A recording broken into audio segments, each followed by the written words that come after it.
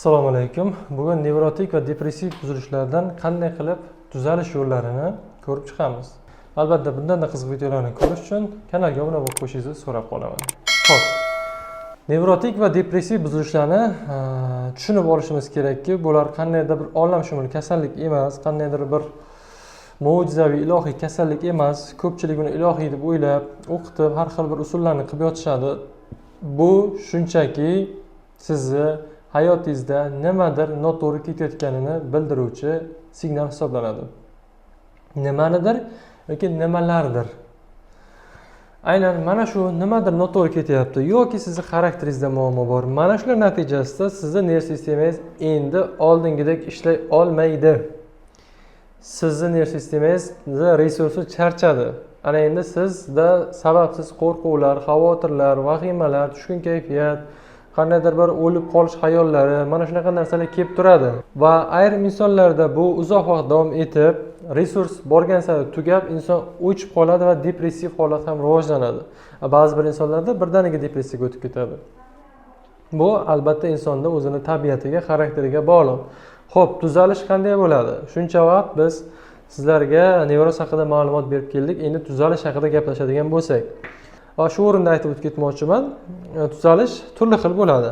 Ayrim insonlarga dorilarning o'zi yetadi. Ya'ni hayotida muammo yo'q, hayoti joyida, iziga tushib ketgan, muammolar o'tib ketib bo'lgan, ularni shu kimyoviy balansini tiklab bersa, sog'lom turmush tarziga keyin o'zi amal qilsa bo'ldi, shu bilan tuzalib ketadi. Unaqa insonlarga asosiy farmakoterapiya bilan sog'lom turmush tarziga qaratiladi. Ayrim insonlarda muammo hali yechim topmagan bo'ladi, muammolar girdobida yashayotgan bo'ladi yoki xarakteridagi mana shu ayrim jihatlar muammolarni keltirib chiqarayotgan bo'ladi. Bunaqa insonlarning xarakteri bilan ishlash kerak, muammoga yechim berish kerak. Muammoga yechim bergandan so'ng o'z-o'zidan tuzalib, misol uchun yechim topildi, o'z-o'zidan tana tiklanib ketadi. Ularga hattoki farmakoterapiya ham zarur bo'lmaydi. Va bunda albatta insonni holatiga ham qarash kerak. Agar unda uyqusizlik, qandaydir bir jiddiy ruhiy holatlar bilan kechayotgan bo'lsa, albatta u holatda biz ham psixoterapiya, ham farmakoterapiyani birgalikda qo'llaymiz. Mana shunday natija juda ham yaxshi bo'ladi. Bizning sohada tuzalish joy tanlamaydi. Siz o'zingizni yurtingizda bo'lasizmi, o'zingizni makoningizda yoki mana shu qabulga kelasizmi, farqi yo'q. Endi imkon qadar qabulga kelib yuzma-yuz gaplashgan yaxshiroq. Endi hammaning imkoni yo'q. Unaqa holatda onlayn shaklda ham o'tkazsa bo'ladi. Ya'ni tushunchani onlayn ham bersa bo'ladi video vizual orqali. Bu aynan bir kabinetda bo'lish kerak emas. Qanaydir kafeda, xiyobonda, stadionda farqi yo'q. Sizga ta'sir o'tkazadigan inson bo'lsa bo'ldi. Kabinetga qamala olib, siz bilan dars o'tish yoki kabinetga qamala olib, siz bilan qanaydir konsultatsiya olib borish shart degani emas. Sizning miyangizga yetib boradigan darajada tushuncha berilsa bo'ldi. O onlayn holatda bo'lsin, offlayn holatda bo'lsin yoki video darslik holatda bo'lsin. Bizning sohada tuzalish bo'lishi uchun albatta insonni o'zi xohlashi kerak. Nevrozdan tuzalib ketish o'zi bir tomondan qaraganda juda ham oson va bir tomondan qaraganda juda ham qiyin. Ya'ni oson tomoni shundaki, bu sizdan qanaydir bir Hindistonda borib davolanish, qanaydir bir Yevropaga borib qanaydir bir mashhur dorilarni qabul qilishni talab qilmaydi. Formula juda ham oddiy, oson. Ya'ni siz o'sha o'zingizni kamchiliklaringizni topib, psixoterapevt bilan birgalikda o'sha kamchiliklar bo'yicha ishlasangiz, kasallikka nisbatan munosabatingizni o'zgartirsangiz, o'zingizni atrofingizda bo'layotgan voqealarga nisbatan qarashingizni o'zgartirsangiz kifoya. Shu bilan yaxshi bo'lib ketadi. Albatta, balansirovkani tiklash uchun ma'lum bir preparatlarni qabul qilish. Qiyin tomoni shundaki, ana shu o'zini ustida ishlash kimlar uchundir juda ham qiyin. Ular uchun bu juda ham mushkul tuyuladi. Mana shu o'zini xarakteri bilan ishlash, o'zini nafsi bilan uchrashish ular uchun juda ham qiyin. Mana shu bizning sohaning eng qiyin jihati. Ya'ni bizning bemorlarning tuzalishini, cho'zilishini sababi ham shunda. Yo ular dangasalik qiladi, o'zini ustida ishlamaydi, yo qo'rquvga aldanib qoladi, o'sha sababsiz kelayotgan qo'rquvga yuzlashishga, o'sha narsaning noto'g'riligini tushunishga yuragi dov bermaydi, yo irodasizlik qiladi. Mana shu narsalar ularga xalaqit beradi. Mana shu narsalar bo'lmaganda edi, ya'ni bizning soha ham qanaydir xirurgik jihatdan, qanaydir kesib, ochib, davolash bilan bo'lganda edi, sizni ixlosingizdan boshqa narsa ham talab qilmaydigan narsa bo'lganda edi, bu juda oson bo'lardi. Bizning soha murakkabligi shundaki, hamma ham o'zini ustida ishlay olmaydi. Hamma agar o'zini ustida ishlaganda hozir dunyoda ishsizlar yoki dangasalar qolmagan bo'ladi. Hamma o'zini ustida ishlab, zo'r bo'lib, supermen bo'lib, eng yuqori cho'qqilarni egallagan bo'lardi. Nima uchun odam hozir ishsizlik ko'p, misol uchun qandaydir bir kasalliklar ko'payib boryapti? Chunki odamlar o'zini ustida ishlamay qo'ydi. Odamlar tayyoriga yuguradigan bo'lib qoldi.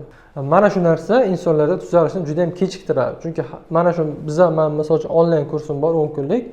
O'sha bo'yicha ishlaymiz. Guruhda o'rtacha bir 10 tacha, uzoq 15 tacha odam bo'ladi.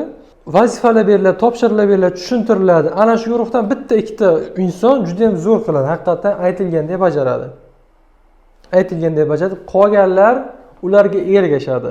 Guruhli terapiyani mana shunisini yaxshi ko'raman. Bir ikki kishi namuna bo'lib beradi, qolganlarga harakat qilish uchun. Individual suhbatlashganda mana keldim, suhbatlashda aytiladi, yo'q qiladi, yo'q qilmaydi. Guruhlarda boshqalar qilayotganini ko'rgandan so'ng uyalganidan ham qiladi. Shu uchun ham men 10 kunlik onlayn terapiya kursini yaxshi ko'raman, chunki odamlar bir-birini tortadi. Bir-biridan ko'ra, "Palonchi qilayotgan ekan, pismonchi mana bunaqa ish qilayotgan ekan. Demak, men ham qilishim kerak ekan, mana tuzalyapti bu" deb o'zi harakatga keladi. Shu uchun guruhli 10 kunlik terapiya zo'r. Qolganiga qaraganda, yana bir zo'rlik tomoni, bir kunlik konsultatsiya olib ketmaydi-da u inson. 10 kun davomida muttasil har doim har kuni ishlanadi 1 soatdan. Tushunadi, 10 kun davomida miyasiga qo'yilib tushunib, nevroz bunaqa bo'lar ekan, bunaqa bo'lar ekan. Demak, bunaqa qilish kerak ekan deb ham farmakoterapiya ham qo'llanadi. Mana shu tomondan odamlarga juda ham yaxshi natija bo'ladi. Chunki bir kun qabulga keladi, ertasi kuni esdan chiqib ketadi nima deyilganlar. 10 kunlikda zapislar ham tashlab beriladi odamlarga. Telegram o'chib ketmasa mabodo videolar o'chib ketmaydi, turadi umrbod. Xohlagan vaqt qayta ko'raverib, o'zini kamchiligini yana tushunib, harakat qilaversa, bemalol chiqib ketadi. Mana shu tomonlari zo'r. Shuning uchun ham bizani bemorlarga men aytaman, qandaydir olam shu narsa kerak emas tuzalish uchun. O'zini kamchiligini tushunsa, o'zini kamchiligini anglasa, harakat qilsa, albatta tuzalib ketadi. Shuning uchun bu kasallikni qandaydir murakkablashtirib yubormanglar. Bu kasallik juda oddiy, siz o'ylaganchalik bir Amerika ochish kerak emas bu kasallikda. Shunchaki inson o'zini kamchiligini tushunish kerak, anglash kerak va harakat qilish kerak. Mana shunda bu kasallikdan tuzaladi. Og'zini ochib o'tiraversa, kim meni tuzarar ekan deb, falonchi sizni tuzataman, mana buncha million bo'ladi, mana buncha $500 bo'ladi, miyangizdan o'chirib beraman deydiganlarga borib aldanib qolaveradi. Siz robot emassiz, miyangizdan o'chirib beradigan. Siz insonsiz. U sizni tuzatgan inson ham inson. Xudo bir yuqtirgan biron bir qobiliyati bo'lmasa, ilohiy bir oddiy inson. Mana misol uchun oddiy insonman, faqat miyani qanaqa ishlashini yaxshi bilaman. Inson ruhiyatini yaxshi tushunaman. Shu tushunganlarim, olgan bilimlarim asosida sizga tavsiya, yo'llanma, ko'rsatmalar beraman. Siz bularni bajarishingiz kerak bo'ladi.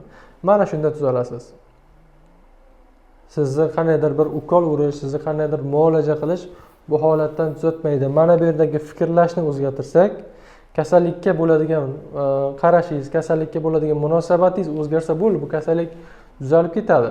Chunki nevroz kasalligidan tuzalgan bemorlardan so'rasa yoki tuzalayotgan, ancha yaxshi bo'lib qolgan bemorlardan so'rasa, oldingi simptomlarga endi qarashi o'zgargan bo'ladi. Deb kulib qo'yadi.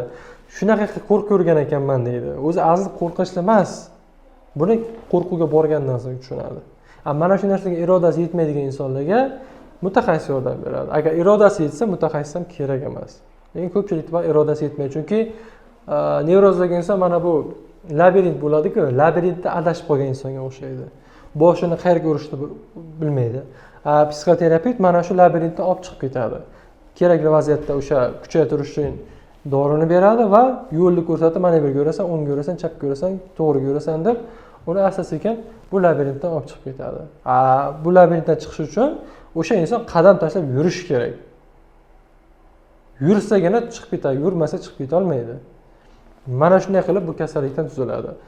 Inson asta-sekin mana shu o'zini ustida ishlayvergach, bu kasallik unga oddiy holga aylanib boraveradi. Miyada yangicha dastur, yangicha refleks hosil bo'ladi va inson bu kasallikdan bemalol chiqib ketadi. Agar sizlarga mana shu 10 kunlik terapiya qiziq bo'ladigan bo'lsa, bemalol murojaat qilishingiz mumkin. Qatnashinglar, bu falon million to'lab yotib yurgandan ko'ra bu kasallikni butunlay tushunib olgan million marta yaxshi. Sizlarga mustahkam iroda va qalb xotirjamligini tilayman. Sog' bo'linglar, salomat bo'linglar.